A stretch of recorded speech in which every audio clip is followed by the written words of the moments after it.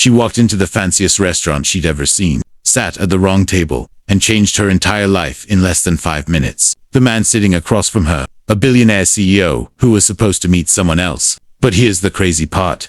He never told her she made a mistake. Most people think fairy tale romances only happen in movies. You know, the struggling girl meets the rich guy. They fall in love, and everything magically works out. But what if I told you this actually happens more than you think? Not because of luck or destiny, but because of one simple moment when two strangers connect in the most unexpected way. This story proves that sometimes the best things in life happen when we're not even looking for them. And by the end of this video, you'll understand why this CEO made the decision that shocked everyone around him. Let's start from the beginning. Chen was having the worst day of her life. She worked 2 jobs, one as a waitress during lunch shifts and another as a bookstore clerk in the evenings. Her rent was 3 weeks late. Her phone was about to get shut off. And to top it all off, her best friend cancelled their dinner plans at the last minute. But Emma had already taken the bus 40 minutes across town to this expensive restaurant in the business district because her friend promised to treat her for her birthday. So, there she was, standing outside Le Jardin, a place where a single appetizer probably cost more than her weekly grocery budget. She walked in, told the host her friend's name, and got directed to table 12. The lighting was dim, all romantic and sophisticated, with crystal chandeliers and soft piano music playing in the background. Emma felt completely out of place in her simple dress and worn-out flats. But she made her way to the table anyway, and that's when she saw him, Alexander Stone.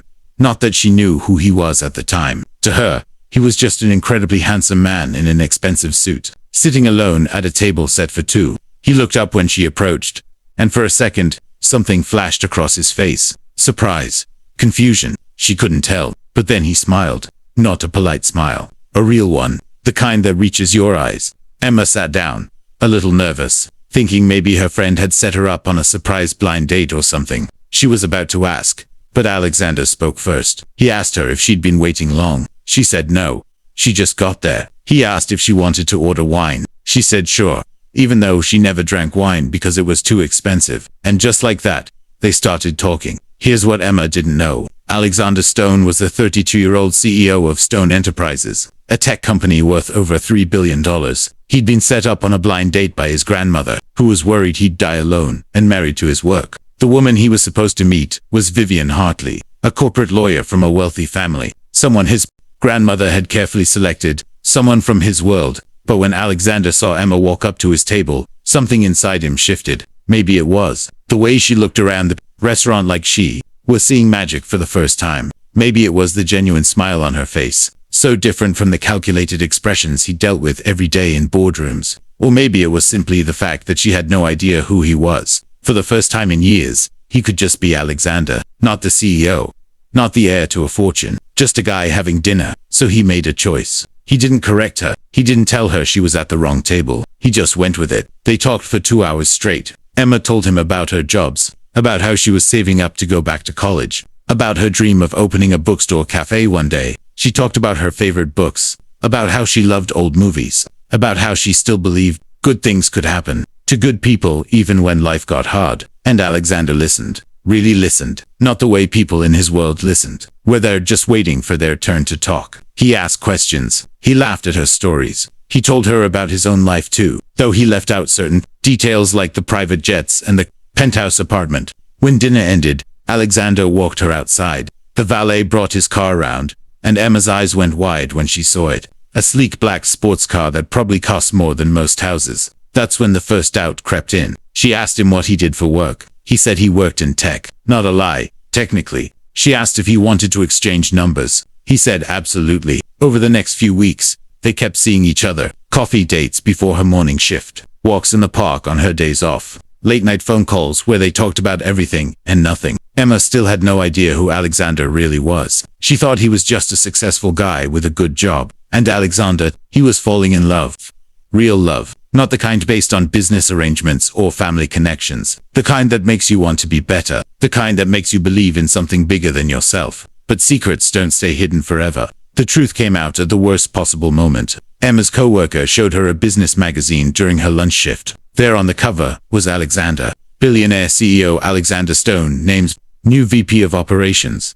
Emma's hands started shaking. The man she'd been dating for a month. The man who ate cheap takeout with her and laughed at her terrible jokes was one of the richest people in the city, and he'd been lying to her the whole time. She called him immediately, not to yell, not to cry, just to ask one question. Why? Why didn't he tell her? And Alexander's answer was simple but devastating. He said he wanted someone to love him for who he was, not what he had. He said every person he'd ever dated wanted something from him. Money, status, connections. But Emma, she wanted to split the check. She insisted on paying for coffee sometimes. She gave him a used book for his birthday that she thought he'd like. She saw him. Just him. Emma hung up. She needed time to think. Because here's the thing about trust. It's not about the lie itself. It's about what the lie means. Did he not trust her? Did he think she was like everyone else? Would he have ever told her the truth if she hadn't found out? For 3 days, Alexander gave her space. But on the 4th day, he showed up at the bookstore where she worked. He didn't come with flowers or expensive gifts. He came with something else. A proposal, not marriage. A real conversation. He told her everything. About his grandmother's blind dates. About Vivian Hartley, who'd been furious when she showed up that night to find the table empty. About how he'd watched Emma walk into that restaurant and felt something he'd never felt before.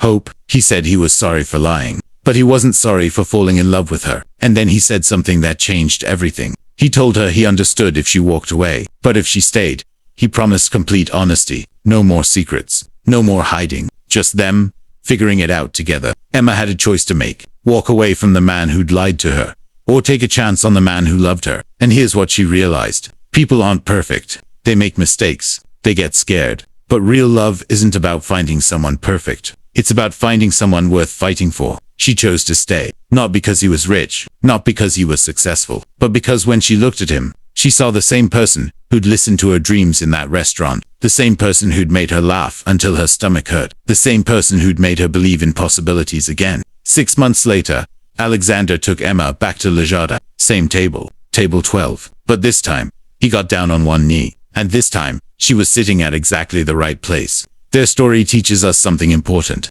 Life's biggest moments often come disguised as mistakes. That wrong table, that missed connection, that unexpected conversation. These aren't accidents. They're opportunities. And sometimes, the bravest thing you can do is let the mistake play out and see where it leads. If this story made you believe in unexpected second chances, you need to see what happens next. Click the video on your screen right now.